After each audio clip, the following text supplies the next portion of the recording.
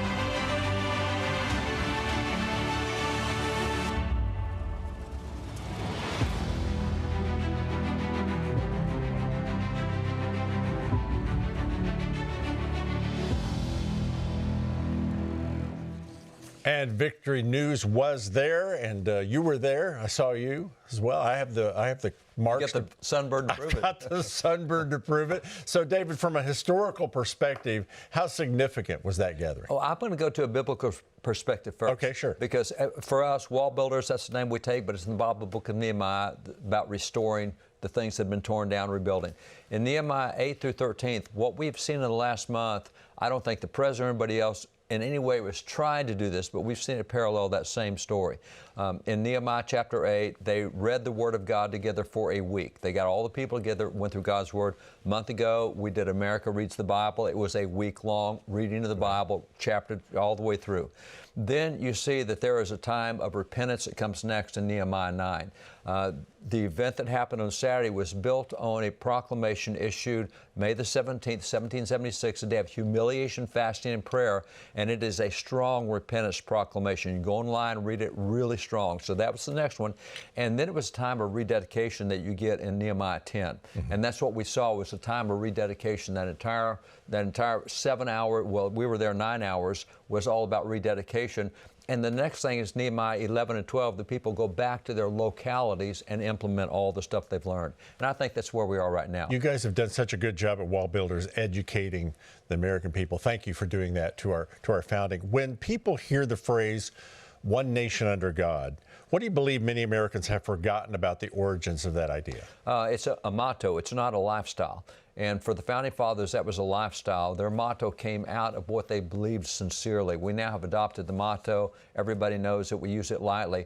For them, it was a declaration of convictions that they held at the time, and it expressed something that we need to get back to, and hopefully we are getting back to one nation under God, and God we trust as our driving force. Faith and civic responsibility was forefront in that event all weekend long, and today here we are on primary Tuesday.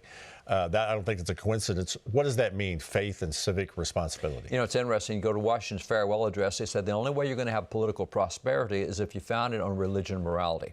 And so you have to take that religious and moral foundation, and from there you elect representatives and senators and others, governors who hold that view, and then you can start enjoying political prosperity. But it comes from going back to first principles and taking those first principles. And so I think what we saw this weekend is a great launching place for the election even today. So are these primaries tonight and going forward, are these about values and direction and the future of the country? Or when we look at these, how should we look at it? Is that what this is about? Well, it is to some degree. We've got 6 primaries tonight, 6 going, and they're from East Coast to West Coast. So 6 major primaries, and there's a lot of decisions to be made. Some of these states are blue states, some are red states. In the red states, it's what philosophy are you going to have, which, if you will, red philosophy? Is it going to be more of the religious and moral viewpoint, or is it going to be more libertarian red? And on the blue states, it's going to be, are you radically progressive, or are you going to start coming back more to the middle? And those are some of the questions that will be answered tonight in those 6 states. Okay, well, we're going to get right to it. Other closely watched primary races today that could shape the political battle heading into the midterms are Georgia, Pennsylvania, Idaho, Oregon, and Kentucky. Here's Victory News Chief Correspondent Fior Hernández. In the Peach State, one of the nation's most competitive governor's races is taking center stage, where Republican Lieutenant Governor Burt Jones, backed by President Donald Trump, is battling to face Democrats in November, including former Atlanta Mayor Keisha Lance Bottoms. But today, Republicans will choose between Jones and 4 other Republican candidates, among them healthcare executive Rick Jackson, who has poured tens of millions of dollars into the race, positioning himself as an outsider. I'm Rick Jackson, and I am asking for your vote. Rick Jackson wants conservatives to think he's one of us. But behind closed doors, he donated money to Stacey Abrams. I'll keep working closely with the president, and together we'll continue delivering for Georgia. As for the U.S. Senate race, Republicans will choose who will take on Democratic Senator Jon Ossoff. The leading candidates there are Congressman Mike Collins, author of the Laken Riley Act, former football coach Derek Dooley, and Congressman Buddy Carter. If you want change, it always starts at the top with leadership. And it's time we start sending a different kind of leader up to D.C., people with common sense, people that share our values here in Georgia, but most importantly, they're going up there for the right reasons, and that's to work with others to deliver results for you. I'm really not trying to win an election just because Governor Kemp says vote for Dooley or President Trump says vote for Dooley. I told you, my #1 goal was to earn it the right way. That's what my focus has been. And I'm the one who can win. Why? Because look at the other two major candidates. Derek Dooley, he's voted once in 20 years, never voted for President Trump. If Derek Dooley is our candidate, we lose. Mike Collins, he's under federal investigation for misusing taxpayers' funds. I wrote the Lake and Riley Act so we can deport criminal illegals wherever they are, making sure this never happens again. Mike Collins. Mike, you were fantastic. He loves his state. In Alabama, Senator Tommy Tuberville's decision to run for governor has created a major political shakeup. Tuberville is closer to the president and enters the race as the Republican frontrunner. In Pennsylvania, Democrats are targeting suburban and working-class battleground districts around Allentown, Harrisburg, and Scranton. The 3rd Congressional District in Philadelphia has drawn attention with an open Democratic primary to replace retiring Congressman Dwight Evans. In the race for governor, Democrat Josh Shapiro is running uncontested. From your questions, I learn what's on your mind, and that helps me do my job. I'm always listening, and I appreciate you reaching out. On the Republican side, State Treasury Secretary Stacy Garrity also uncontested. Our infrastructure is rated a C-. We have 3,000 deficient bridges. And, oh, by the way, we spend $5 billion more than what we bring in. And so Pennsylvanians can't afford it. Oregon voters are deciding today on controversial Measure 120, a statewide transportation funding proposal that would raise the gas tax, vehicle registration fees, and some payroll taxes to pay for roads, bridges, and public transit projects. Idaho voters are heading to the polls today for several key Republican primary races. Governor Brad Little is seeking another term, facing a number of challengers, with top contender being Mark Fitzpatrick. President Trump gave his support to Little. Senator Jim Risch is also defending his seat in the Republican primary, along with incumbents in both congressional districts. All right. Thank you, Fior. Well, listen, tonight we have a lot of things to get into, and Tim Barton is with me again tonight. Let's start in what I think everybody going into this day was looking at, the race in Kentucky in the 4th Congressional District. Let's see, the U.S. House there. Of course, the map froze up on us, but we can tell you. But I already know what happened. We already know what happened. So that's the Thomas Massie race. Yeah. Let's talk about that. That race has been called. Yeah, so the Thomas Massie race was supposed to be maybe the bellwether that people would be able to track and see what's going on. Oh, they got it up for us to see. And this is where President Trump endorsed against Thomas Massie. Thomas Massie is someone kind of in the camp of a Marjorie Taylor Greene, who early on seemed to be a very strong conservative, and especially more recently has ended up really just being in an anti-Trump position in a lot of what he's done. And President Trump got actively involved in this race, endorsed against Thomas Massie, and now Thomas Massie has been defeated. So this is, Tim, to your point, this is a significant thing. Also, a lot happening in Georgia as well. Yeah. And so other states we're tracking too. We have Pennsylvania and Alabama. Both of their polls have just closed as well. Yeah. So it'll be a little early for those states, but still stuff to track. However, this Senate race, let's talk about that. The Georgia Senate race. John Ossoff, of course, is the incumbent. This is a pretty crowded race for the Republicans, and they're going to have a kind of a tough. That was a red seat for a while until Ossoff took it. Right? I mean, Georgia is a red state. Right. And it's just mind-boggling that both of those Senate seats went to Democrats. It doesn't make any logical sense. Yeah. Now, this also happened in the 2020-2021 election cycle when there was lots of questions about how many ballots were counted versus how many legal voters they had. Right. So this is one of the places President Trump said, you need to look into this. And this is also where their Secretary of State said, don't make a big deal about this. Now it's come out, a lot of reports that hundreds of thousands of extra ballots were cast in people who were actually legal voting age. Right. So all that to say is if you have secure elections, it does seem to be that a Republican would come back and would take this Senate seat back. And Mike Collins right now is the guy who is very well in front. And the conventional wisdom is that could go to a runoff, but, you know. Yes. and right now, backing up, there's only 24% of the votes that are in. And Mike Collins has 41%. To avoid a runoff, he would have to get a significant higher percentage, probably than what he's going to get. But a couple of other things. Let's go to we go to the U.S. House. U.S. House. And then we'll come to the governor. So in the U.S. House, in District 14, this was Marjorie Taylor Greene. Oh, wait a second. I thought it was 14. But Clay Fuller, it says, was there. I was looking for Marjorie Taylor Greene's district. Maybe that was 10. Either way, her district is open, and this might be the one. And so now this is where one of the interesting things we are seeing is, first of all, some incumbents being defeated in the primaries, some of them that are actually having an open seat they get to run against, and you were going to governor. This is another one of the interesting ones for governor. On the Republican side specifically, where you have again, a competition for what's going on, with Burt Jones, Rick Jackson being the top two right now. Brad Raffensperger is a name also familiar in Georgia. Not a real popular name among Republicans, right? It shouldn't be. It shouldn't be. Let's go also to Alabama. I think that was one of the things Fior teased and talked about a little bit, specifically in that governor race. Yes, this is one that Tommy Tuberville is a very well-known name in Alabama, rightfully so, but also he has shown himself to be a very outspoken conservative, fighting for all of the traditional values conservatives should fight for. So this is one of those states that will be fun to watch as we get results rolling in. On top of the fact, Alabama is also one of the states that did redistricting. There was legal challenges, but because of the U.S. Supreme Court decision saying you can't have race-based districts, Alabama very well could have a different congressional map going forward, too. So a lot of stuff we'll track throughout the night.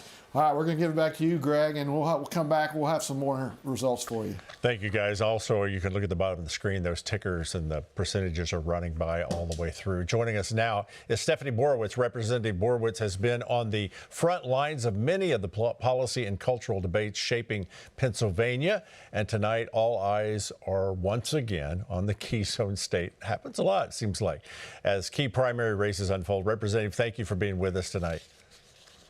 Yeah, thanks for having me back. It's good to be with you guys. Guys, everybody's always watching Pennsylvania, it seems like, in the last few cycles. So as polls close tonight in Pennsylvania, what issues are you hearing about most from voters across that state? So I'm hearing electricity prices. People are concerned about that. People are concerned about gas prices here in Pennsylvania. Gas is astronomically high. And another big issue that's hitting my area is data centers. People are concerned. Pennsylvanians don't want data centers brought to, especially the rural areas of Pennsylvania. So those are the main issues I'm hearing. Pocketbook, kitchen table issues, and data centers get a lot of energy as well, so that's not going to help your energy grid. So one of the ongoing political stories in Pennsylvania has been the divide between rural communities, as you're just mentioning, and larger urban areas. Are we seeing that divide deepen in this election cycle so far? I think so. I think that it's happening because of what the Democrats are doing in Harrisburg. And so they are bringing up issues. I don't know if you guys saw, but they can't define a woman. They don't know how many genders there are. They want men and women's sports. And so it's making the divide between the cities and the rural parts who have just, gosh darn, common sense. It's making the divide even greater here in Pennsylvania. But we far outweigh the cities here. They call us, Pennsyltucky. And so we far outweigh the cities in Pennsylvania. And in 2024, we showed that, and we just have to continue that trend. Pennsyltucky. I like it. You've been at the center of the national election, I mentioned before, debates over the last several cycles. How important is voter confidence, election integrity as an issue heading into those midterms? I know there was questions in the past about the Keystone State. Yeah, it's huge here. And I have to say, it's definitely an 80-20 issue here also for the SAVE Act. I was going to do a discharge petition to do voter ID here, which would bring the vote to the floor because Democrats control the state house here.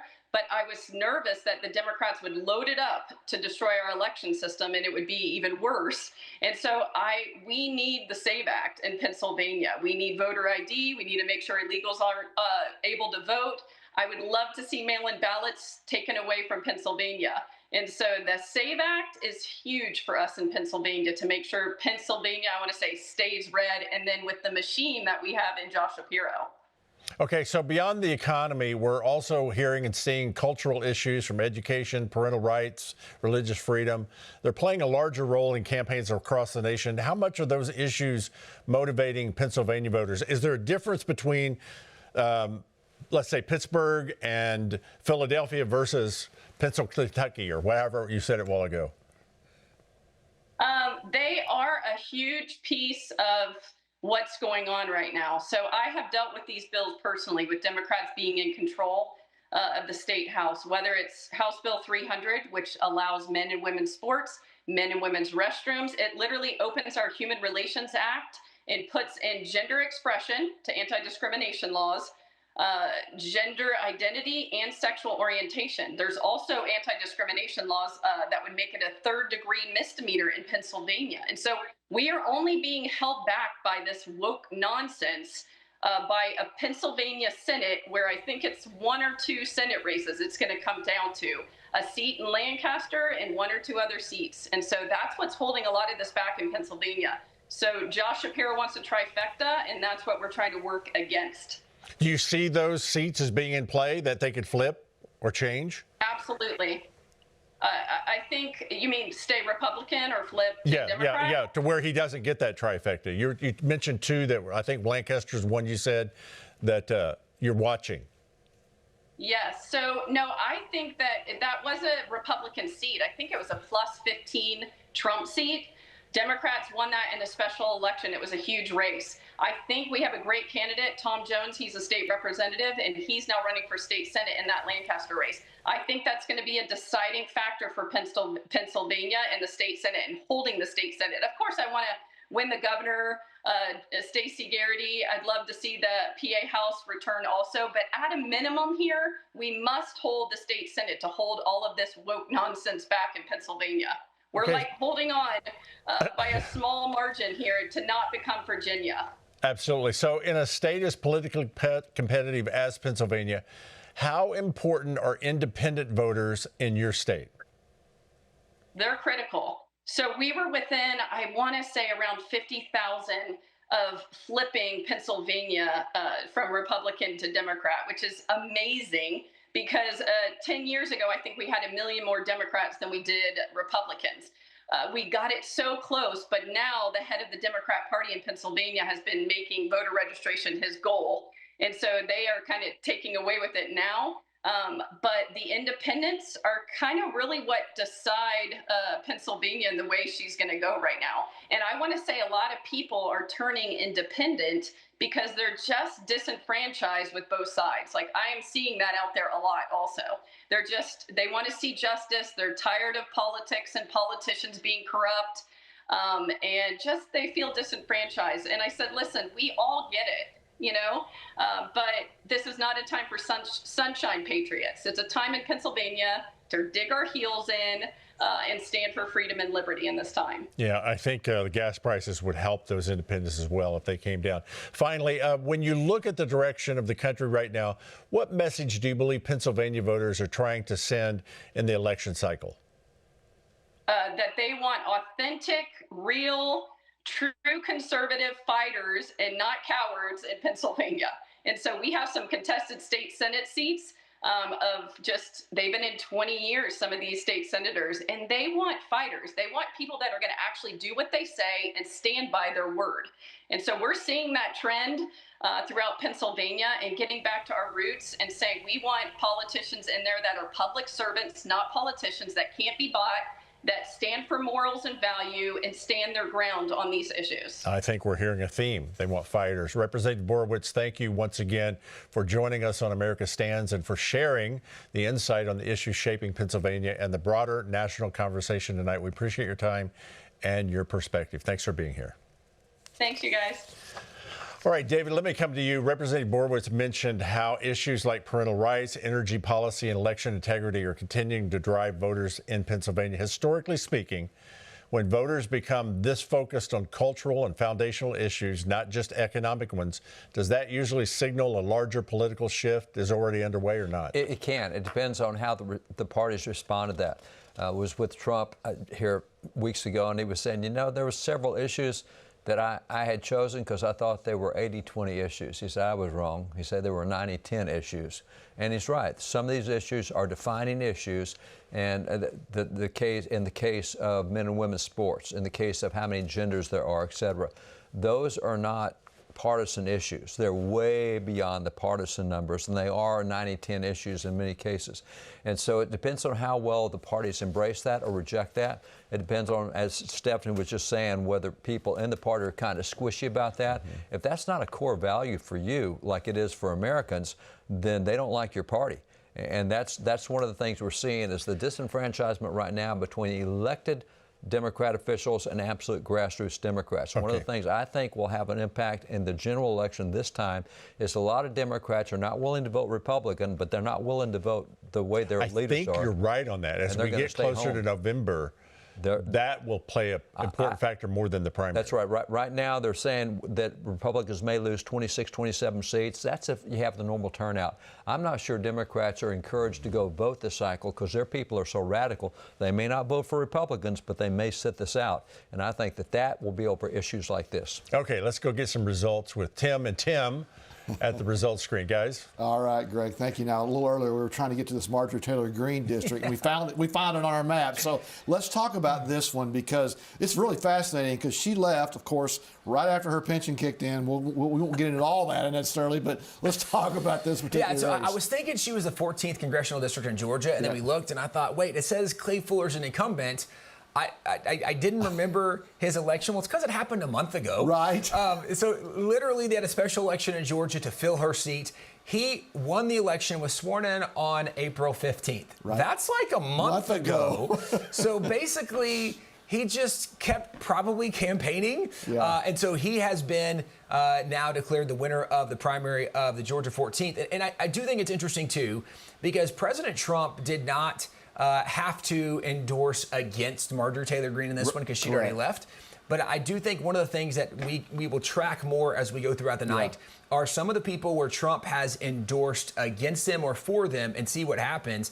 And some people look at maybe a Thomas Massie, Marjorie Taylor Greene, and they kind of go, why would they be against President Trump and President Trump's against them? And I think if people would do a little bit deeper digging, that's the word. There you go. Words are hard sometimes. It's a good thing we're not on live TV. But if they would dig a little bit deeper, if people did a very simple search of what was Marjorie Taylor Greene's net worth before she entered Congress, right, and what is her net worth now having just left Congress, and you go, wait, she went from like $700,000 to $25 million. And when you have people that are saying we're trying to drain the swamp, right, and in 5 years you went from $700,000 to $25 million, you're going, Marjorie, I think you've become a swamp creature. Right. And this is something from the outside. People see social media clips and don't always realize that some of what's happening behind the scenes, there's a lot more than we see. So this is part of what's happening in that Georgia House race. We are getting some updates from some of the Senate races, or excuse me, the governor race as well. It looks like that Burt Jones and Rick Jackson are headed into a runoff. We've seen that called in several places. So no clear winner. There will be probably a runoff for that one as well. Here's what I find fascinating. The Trump endorsements, they've been primarily pretty good. But a new CNN poll just came out the other day. His approval rating is 37%. Is that a product of just so much negative coverage of him?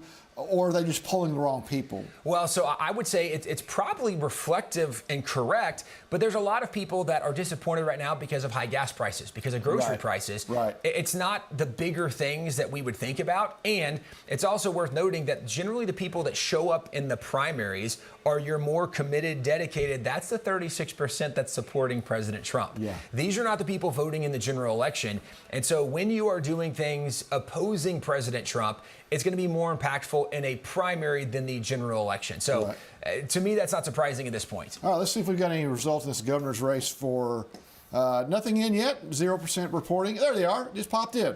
That was perfect timing. And look, Tommy Tuberville off to a resounding lead. With 288 votes. With 0% reporting so far. That's all early voting, actually, and also just from one county, probably from one district. So their polls are closed. We will continue to track the updates as we go. This is one that shouldn't be close for him. He should win that one, no problem. But he would be a great governor in Alabama. Yeah, he really fun would. To see. All right, Greg, we'll back to you, and we'll come back here in a little bit. Thank you, guys. We're going to dig her into something over here as well.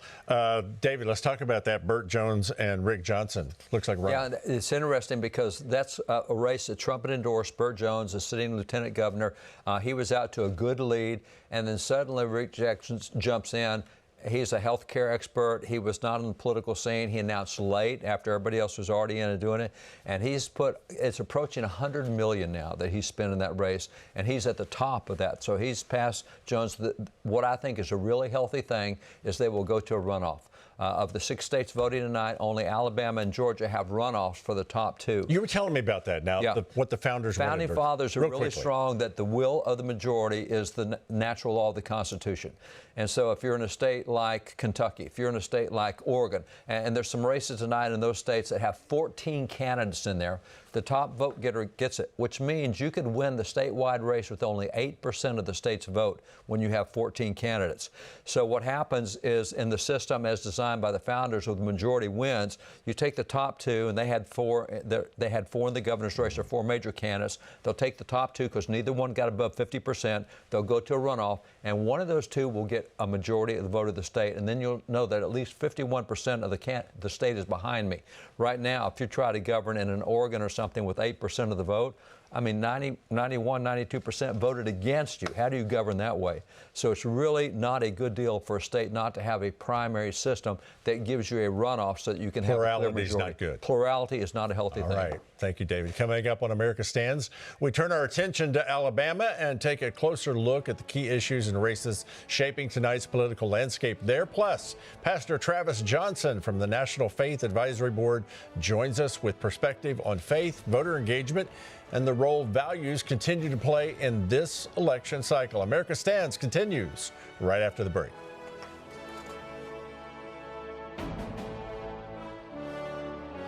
Commercial you ran during the break about Victory News is one of those things. We need somebody that's speaking the truth from a biblical perspective instead of all of the woke reporting that we have today. Welcome to Victory News tonight for Wednesday, March 11, 2026. I'm Mike Garofalo. And I'm Fior Hernández. Here are a few of the headlines we're watching for you now. This is the reason that the American public is overwhelmingly, by something like 85%, which we rarely see in the political world, supporting the SAVE Act. Even in the news part of it, it gives you probably the most accurate thing that you can find. It helps you to take perspective of what's going on in the world and how to put it in perspective, which keeps you in a balance of faith and of peace, not being moved by the propaganda and stuff that's out in the world. The world reports the problem, but the Victory Channel brings you the answer. Whatever was born of God, the world. This is the victory that has overcome the world. Our faith, 1 John 5:4. Stay in faith. Have a blessed evening on Classic.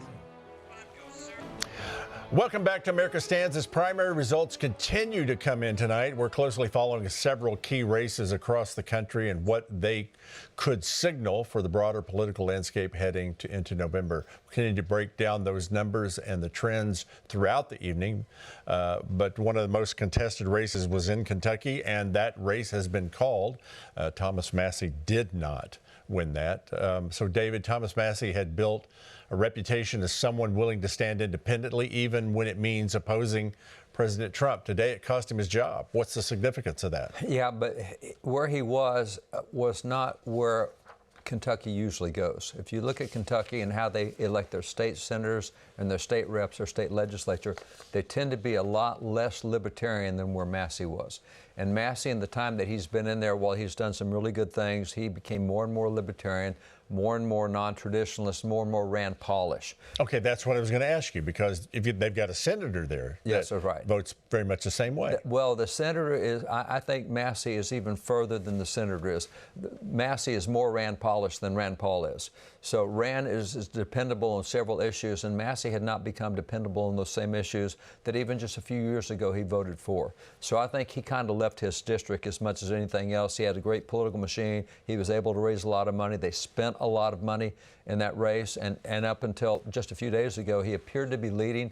But tonight makes it really clear that may have been an illusion. So let me ask you this. In a high-profile Republican congressman like Massie openly breaks with President Trump, in this cycle, does that become more about policy disagreements, or is it loyalty inside the party that is his problem? Well, it's not just policy disagreements, although they often stem from that, but it's perceived as, right now, we like the direction President Trump has taken us. We like what he's doing. We like his foreign policy. We like the cultural change he's bringing, the day of rededication to God yesterday, et cetera. We like that. And if you're standing against Trump, we don't think you're standing for the right things. So it doesn't really boil down to policy right now as much as tone. Trump represents a tone of change in the nation that is more traditional, to stronger American values, things that we've really venerated for years. And if you're fighting Trump right now, after what he's gone through and what he's done in the first year and a half, then you're really kind of fighting a wave. And I don't think it boils down. I don't think people would point at Massie and say this specific policy or that one or that one. It's like, well, you're against Trump, and we love the way he's moving the nation. And I think it's more the tone overall. All right, so let me ask you this then. With primaries still out there for the rest of the nation, what signal does this send? Massie, what signal does this send to other Republicans? Well, I think it's not just Massie. It's look at all of his race. Because if Trump endorses Indiana, see, and we'll see tonight, there were 7 major candidates he endorsed tonight. Selectively, he chose those candidates, and they're significant candidates. And if he comes up where that 6 or 7 of these 7 win tonight, then you've got something formidable for all these other primaries coming up. And you better watch out, because if Trump endorses, and they're doing this selectively. You may recall that a couple of years ago, he was just endorsing everybody that was kind of in that direction. Right. Now these are selective. They're politically wise endorsements, and they say a lot more about policy. Okay, let me ask you, it's not on the board tonight, but the voting starts for this runoff. We got a runoff in Texas, and he endorsed against a sitting Senator, Cornyn, who's been there a long time. Will that make a difference in Texas? I think it will make a difference in Texas. Plus, the polling is shifting in Texas. Just a few weeks ago, when you looked at Tallarico, who's an up-and-coming Democrat, very active voice in the Texas legislature as a Democrat, he would be the opponent in the U.S. Senate race. And when you looked at Cornyn versus Tallarico in that Senate race, Cornyn had the advantage over Tallarico. When you looked at Paxton versus Tallarico, Tallarico had the advantage over Paxton. And that makes Republicans say, wait a minute, we don't want a Democrat in there. If we have to hold our nose and go with Cornyn, we will. But what we've seen in the last week is now Cornyn and Paxton are at the same level in the race within 1 point against Tallarico.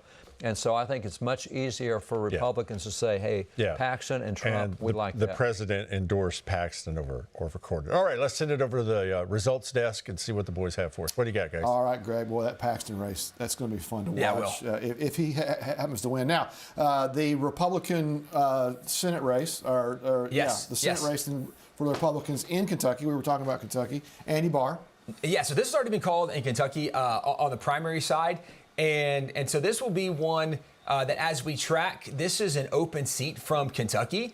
And so you would think the Republican, in this case, has a very good chance of winning Andy Barr. And as the guys were talking about, there is a heavy libertarian feel in certain parts of Kentucky, but still there's a lot of very conservative people overall in Kentucky. So Andy Barr will be one that will be interesting to track as we go.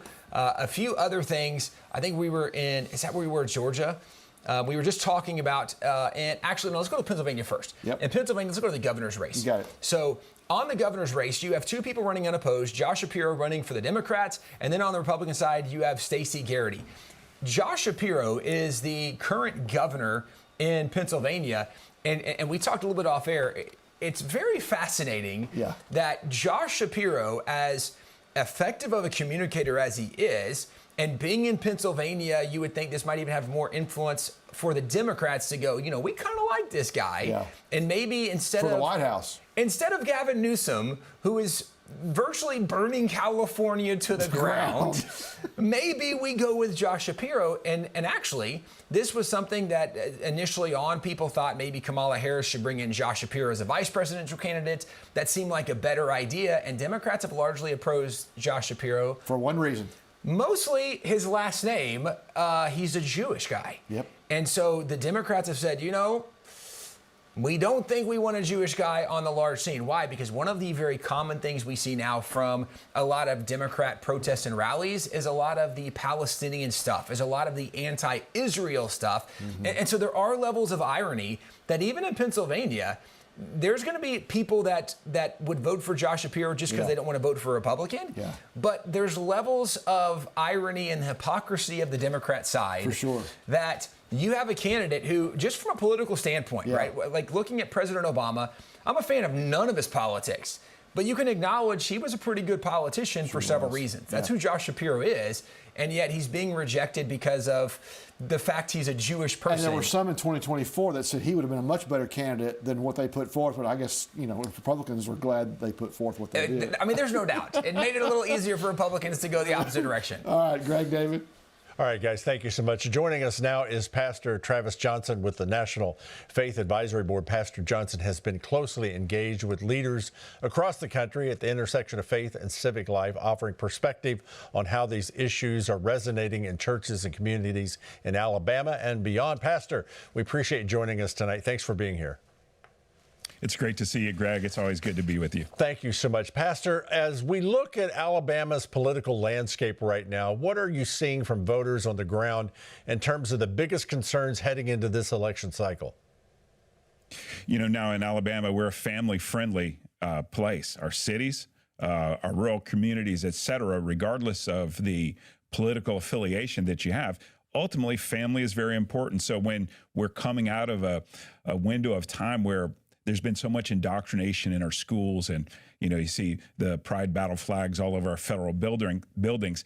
There's a lot of appreciation for what President Trump and for all of the people that have been backing President Trump has done to stop this real agenda against Gen Z and against our children, our sons and daughters. And so there's a real sense of gratitude in that background, and so that carries over. We're hearing some of that tonight, I think, in some of the elections. The news on Thomas Massie, me personally, by Felicia. I'm glad to see that the people that are backing President Trump in this historic administration, are showing up well. And I think that's a good little picture of that.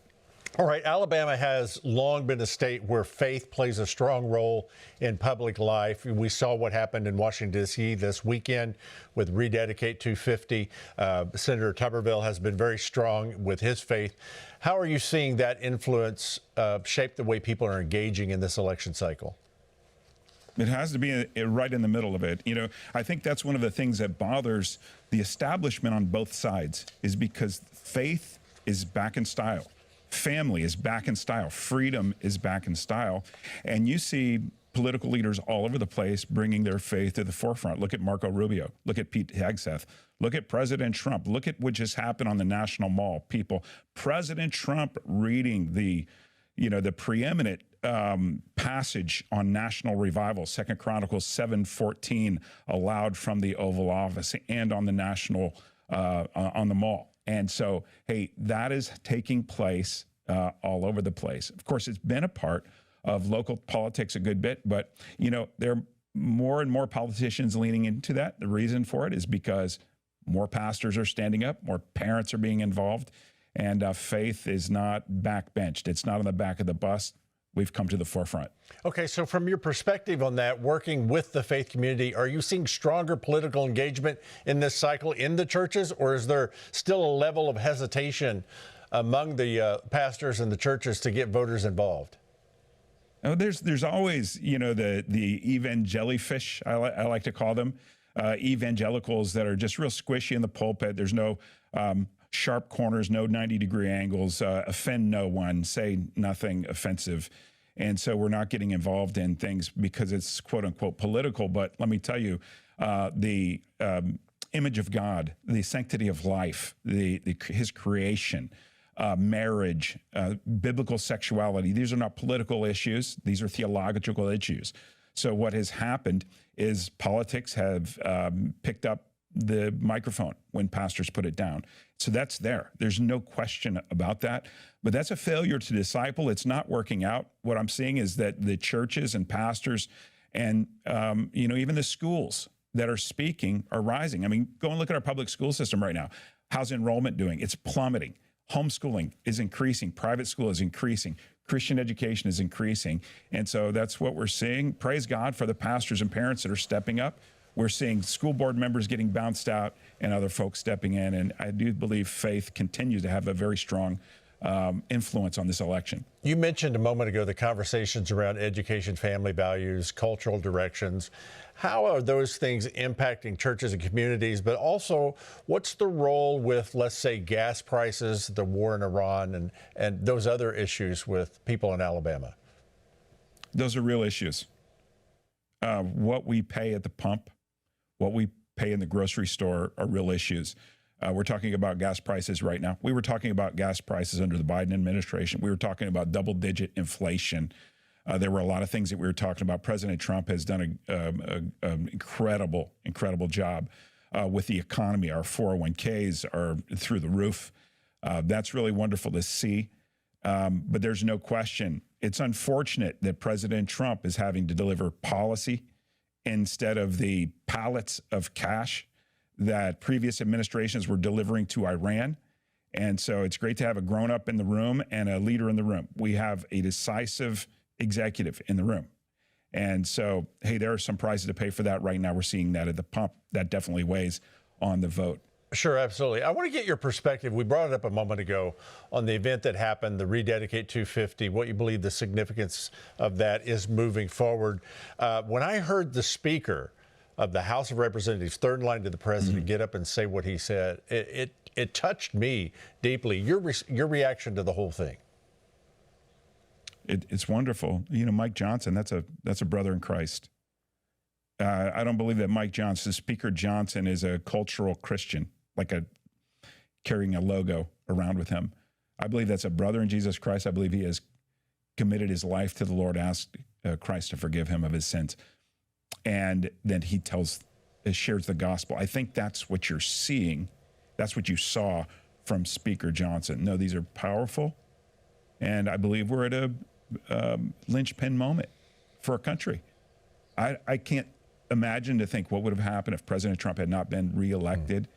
Felt like we were one election away from a complete, we were already in a dumpster fire, a rolling dumpster fire under this last administration. I'm so thankful for it. And so what we're seeing is we're hearing prayers rise. You know, I came out of the White House back when the Religious Liberty Commission executive order, maybe it was the establishment of the White House Faith Office, and I said there's a window over America with an opportunity for revival. Faith is back in style, freedom is back in style, and the family is back in style. I was asked, how often are you guys going to worship in the White House? I was asked by a national journalist. My response was, as often as possible. I believe there's a growing number of families who are pulling their kids into Christian schools and homeschools and away from this indoctrination and across the board in our workplaces and in the voting booth.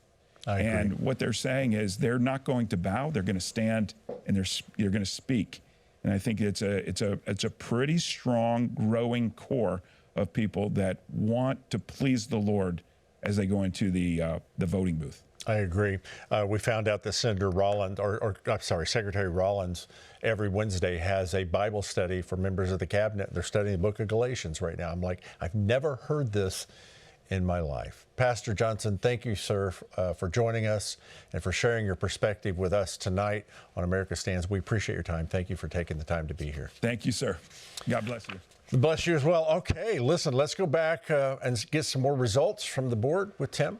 Tim, cheers. All right, Greg. Now, here's what we're going to talk a little bit about Pennsylvania.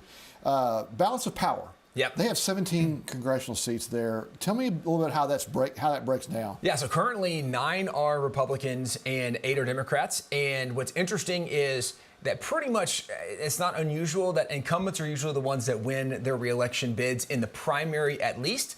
And so right now, the 9 Republicans, majority of them, the seats have been called for the incumbents. Right. Similarly with the Democrats, but what's going to be worth noting going forward is not do those 9 Republicans maintain their seats, although that will be significant based on what happens with the approval rating with President Trump, et cetera. But kind of like the guys have talked about, there's not a lot of excitement for Democrats to show up either. And so even in states where there was not redistricting, the gerrymandering of lines to maybe increase for Democrats or Republicans, there's still opportunities for Republicans to gain some seats in some of these areas. And so there could be some really interesting Republican challengers of Democrat seats. So Pennsylvania's one we'll definitely watch going forward, especially in the general election. All right, let's go back to Alabama real quickly and look at the governor's race there.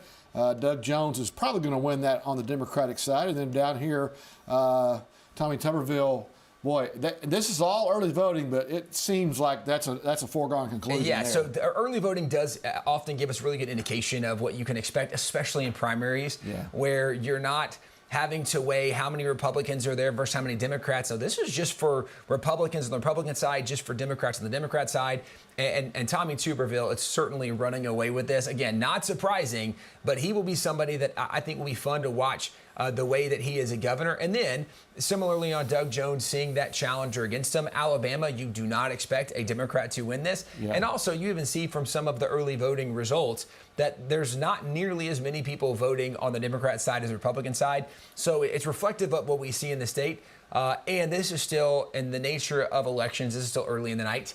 It's usually 9, 10, 11 when you kind of get a bigger picture of what's happening in the state. So this is early for us to know a lot. But what we are seeing right now is, by and large, the incumbents are winning their primary re-election bids unless they challenge President Trump.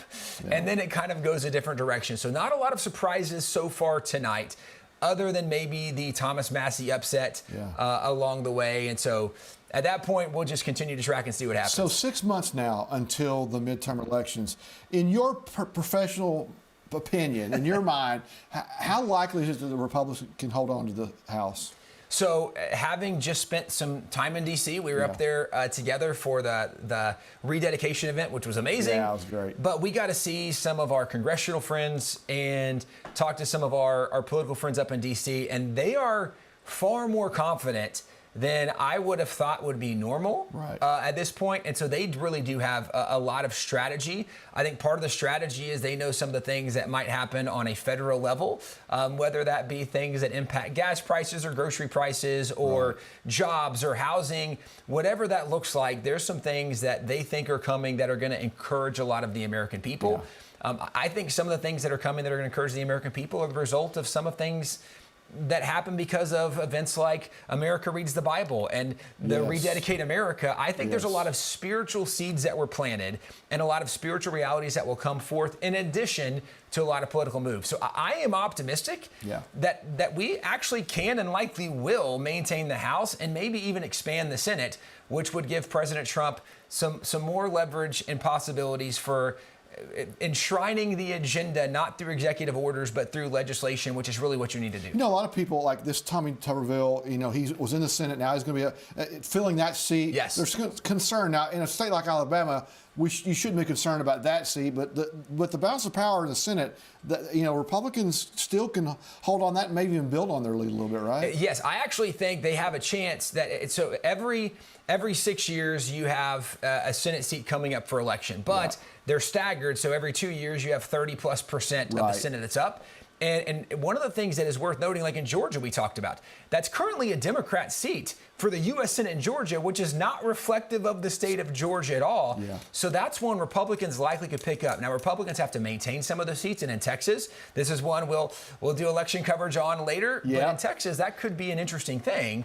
Because when you have Tallarico, who, for a Christian perspective, that's a false prophet. That is a wolf in sheep's clothing. But from a political perspective, he's a really smooth operator. Yeah. And if you have a Tallarico against a Ken Paxton, even though Texas is pretty solid conservative Republican, that's one that you could see slipping the wrong direction if Christians don't pay attention and if they don't show up. But if we do both of those, then I have a lot of confidence. We say it every time, Greg. Christians need to register and they need to vote in every election. Absolutely, especially this year. Listen, David, as we wrap this up tonight, no big surprises. I mean, Massie lost. I think the biggest surprise is the margin of loss for Massie. I think that was unexpected. They thought it would be close.